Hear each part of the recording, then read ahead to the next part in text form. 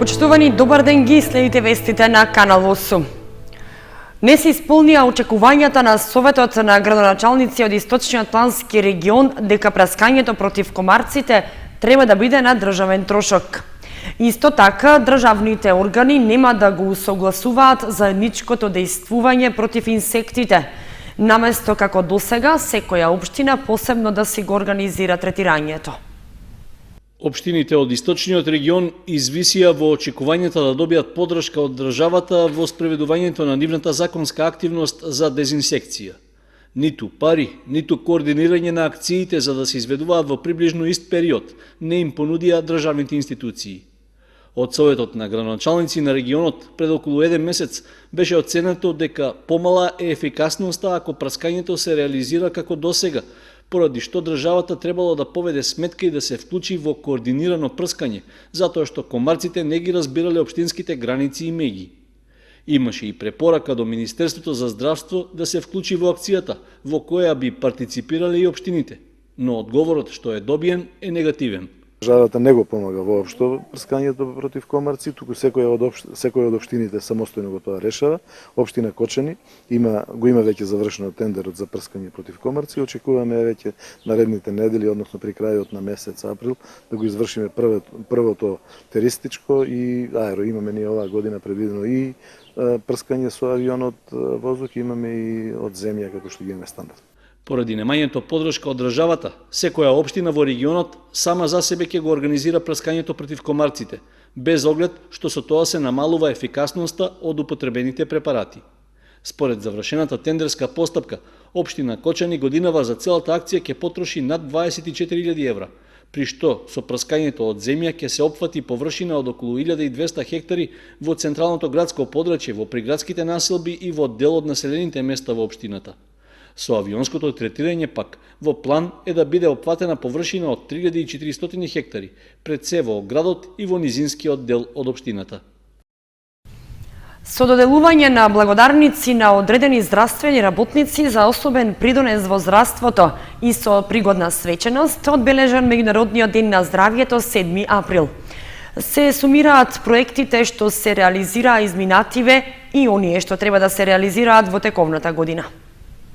Она што е за одбележување годинава за Општа болница Кочани е добивањето на новиот мамограф за рана диагностика на карцином на дојка од Министерството за здравство, апарат кој што досега во општина Кочани немало, па пациентките беа приморани прегледите на дојка да ги вршат во клиничките центри во Штип и Скопје. Добиен е и биохемиски реализатор, а во теки реконструкција на интерното оделение, хируршката амбуланта и хируршка операциона сала. Полекано сигурно се комплетира и медицинскиот кадар во Кочанската општа болница. 2015 година ја завршивме со 22 вработувања, од кои 12 беа медицински персонал, а 10 технички персонал. А оваа 2016 година ја започнавме со вработување на еден лекар специјалист психијатар, во план е вработување и на уште еден специјалист невролог и уште еден психијатар, со што би се комплетирала екипата на невропсихијатриското оделение, за кое што знаеме дека долго време работи со еден психијатар. Сега ја обновуваме лекарската фела, да не кажам. Инаку, голема чест ми и тоа што имаме одобрено, да го потенцирам тоа што имаме одобрено и 7 специјализации.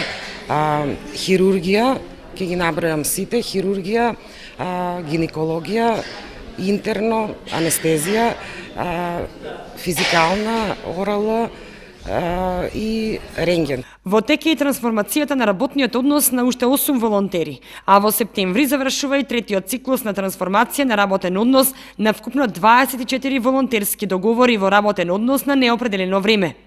Одбележувањето на Денот на здравјето продолжи со доделување благодарници на лекари за особен придонес во здравството.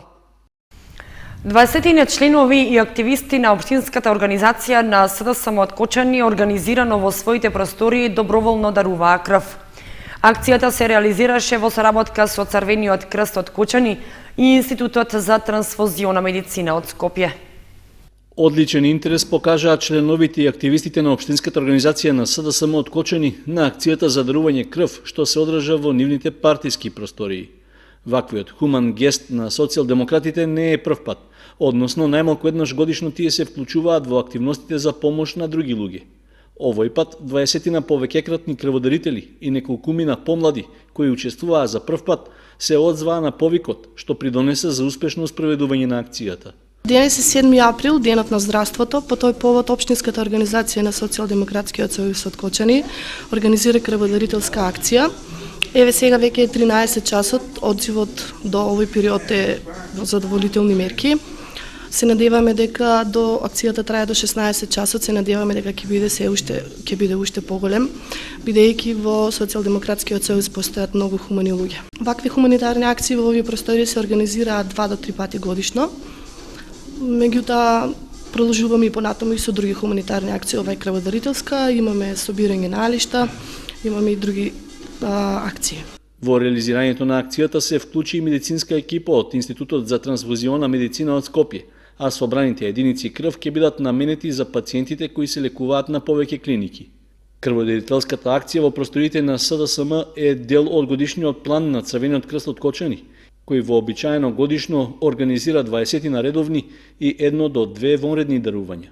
Половината од нив се спроведуваат во просториите на Општинската организација на Црвениот крст, а останатите на терен. Нова хаварија на канализацијската инсталација се случи изутрината на улицата Коста Рацин, зашто реагираа и граѓаните кои ни испратија и снимен видеоматеријал.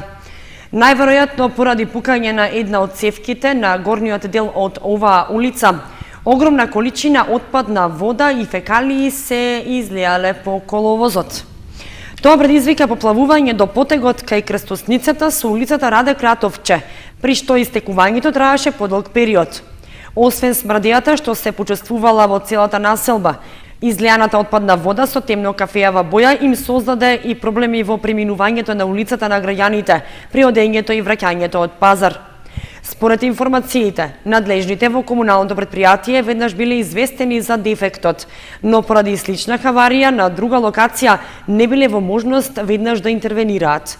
Пукање на канализацијските и водоводните цевки и излевање на водата во овој дел од Кочани се случувало неколку пати, но ова е прв пат толкова количина отпадна вода и фекалии да го прекријат целиот коловоз и да истекуваат во Кочанска река.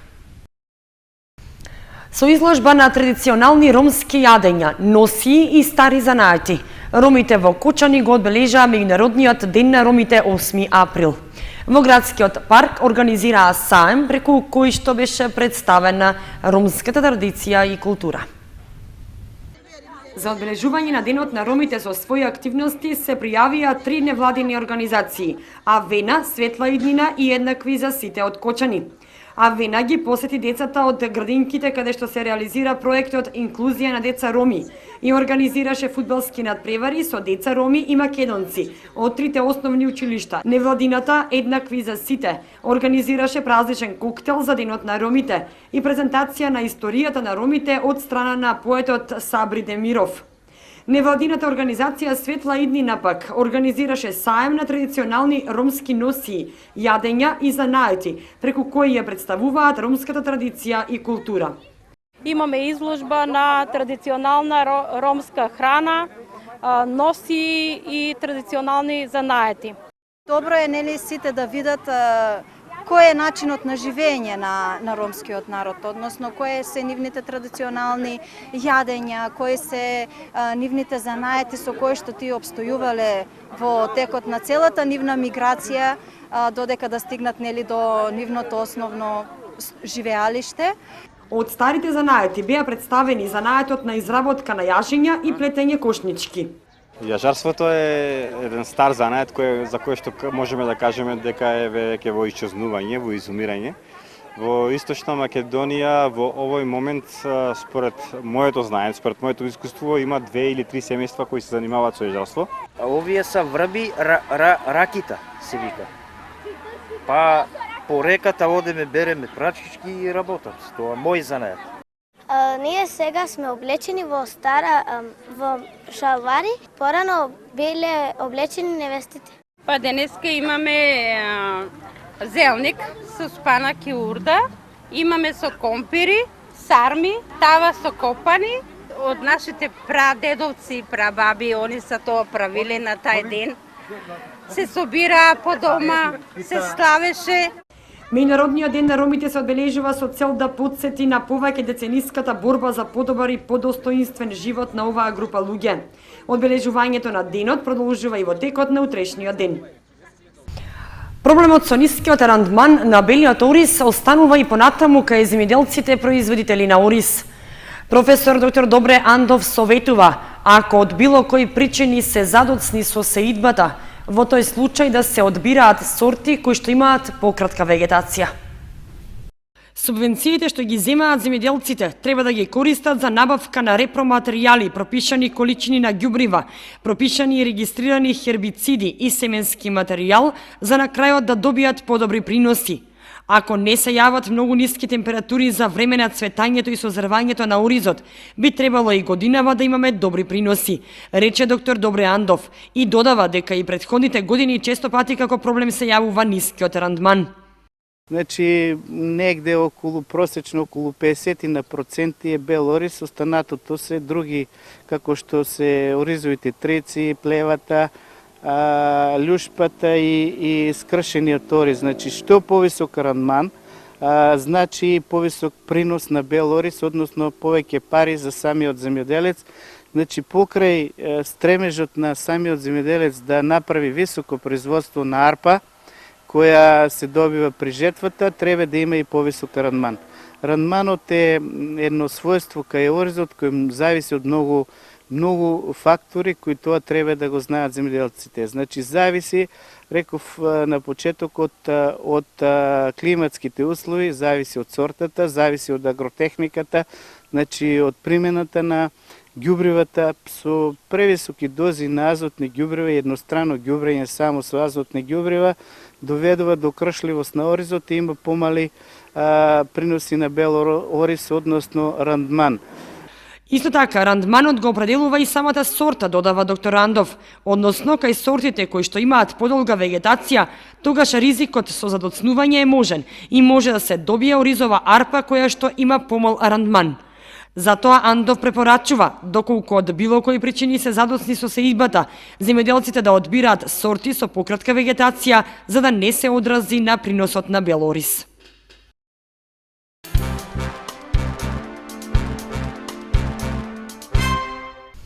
Со свечена академија што се одржа во салата на Центарот за култура Бели Мугри, основното училиште Малина Попиванова го одбележа својот патронен празник. На бистата на Малина беше положено свежо цвеќе. Основното училиште Малина Попиванова бележи 31 година од своето постоење. Својата успешна работа со учениците и наставниот кадар го склопија во една убава академија, што ја подготвија учениците и вработените. Во Центарот за култура Бели Мугри настапија ученици од 5 до 9 оделение и се представија со своји точки и игри. Утрово беше положено и цвеќе на бистата на патронот. Денес положивме цвеќе на бистата, тоест на патронот на училиштето Малина Попиванова, положија бивши вработени, односно пензионери кои се пензионирани од нашата институција, од страна на вработените, од страна на представници на локалната власт и на тој начин ги одбележивме успешно, ги заокруживме еден циклус од 4 години на кој училиштето успешно функционира. Освен секциите кои функционираат во склоп на училиштето, со своји точки се представи и училишниот хор, почнувајќи со изведба на македонската химна. Понатаму настапија ученици од драмската, литературната и јазичната секција. Заврши проектот за заштита од пушењето што од почетокот на годината се реализираше за учениците во основните училишта во општина Чешиново Облешево. Со активноста беа опфатени околу 250 ученици, а во неа се вклучија и нивните наставници и родителите. Со одигрувањето спортски надпревари помеѓу училиштата Климент Охридски од Облешево и Страшо Пинџер од Соколарци заврши проектот за превенција од никотиноманија, што се реализираше во изминатите 3 месеци. Во неговото спроведување се вклучи и општина Чешиново Облешево во соработка со представници од Одделението за превенција при секторот за внатрешни работи од Штип. Општа цел за реализација на овој проект беше заштитата на младите од никотинот и намалувањето на бројот на млади кои би започнале да употребуваат цигари. Овој проект се спроведе со цел да придонесе за подигање на свеста кај младите за штетните последици од користењето цигари. Со проектот беа опфатени неколку активности, односно обука на врснички едукатори од училиштата, одржување едукативни предавања за учениците од 5-то до 9-то одделение, како и спортски надпревари во рамките на секое училиште, како и помеѓу двете училишта. Во проектот беа вклучени вкупно 250 ученици, а покрај нив и наставниците активно учество имаа и неколкумина родители.